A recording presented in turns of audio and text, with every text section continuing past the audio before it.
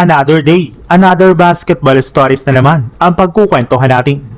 At ngayon nga ay pag-uusapan natin ang rason ng paglamya ng laro ng OKC Thunder at ang balitang bagong Big 5 na mabubuo ngayon ng Los Angeles Lakers.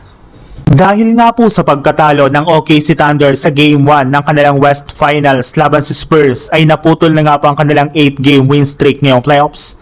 Kaya sa unang pagkakataon nga po ay bigla na lang naman silang nadihado sa kanilang serye matapos nang maagaw sa kanila ng Spurs ang home court advantage.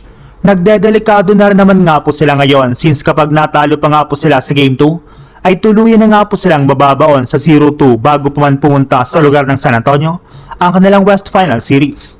At ayon nga po sa ilang mga analyst, isa nga na po sa mga rason ng bigla na lang paglamya ng OKC Thunder ay dahil sa pagbabalik ni Jalen Williams sa kanilang lineup at sa kanilang rotation. Simula nga po nang bumalik ito ay kinailangan na naman nga po ng lahat ng kanilang mga players na mag-adjust sa kanilang opensa lalo ng kanilang mga role players. Kagaya na lang ni Jared McCain at AJ Mitchell na nagkaroon na lang ng mas mababang shooting attempt sa Game 1 kumpara sa kanilang mga nakalipas na panalo. Bigla na lang naman nga pong bumagsak ang kanilang confidence sa kanilang scoring ability. Gayong imbis nga po na gumawa sila ng tira ay kailangan pa nga po nila itong ibigay kay Jalen Williams kahit man sobra pa itong nag-struggle sa kanyang shooting. Sa ibang balita naman, kagaya nga po ng napag-usapan natin, hindi rin naman nga na po papayag si Luka Doncic na umalis sa Lakers sina Austin Reeves at LeBron James.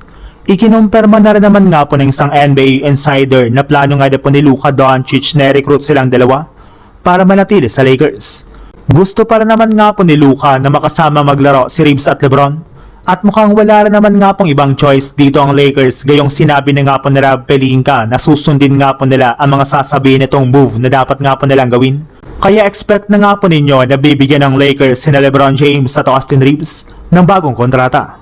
Imbis nga po natanggalin nila ang dalawang ito ay balak na lang naman nga po ng Lakers na bumuo ng bagong Big 5 ngayong season sa pamamagitan ng pagkuha nila ng dalawang bagong superstar. At kabila nga po sa mga superstar na posible nga po na makuha ng Lakers ay ang kanilang dating big man na si Anthony Davis at ang kanilang target ngayon na si Kyrie Irving na maaari nga pong i-trade na rin ng Dallas Mavericks kasunod ng pagtanggal nila kay Coach Jason Kidd.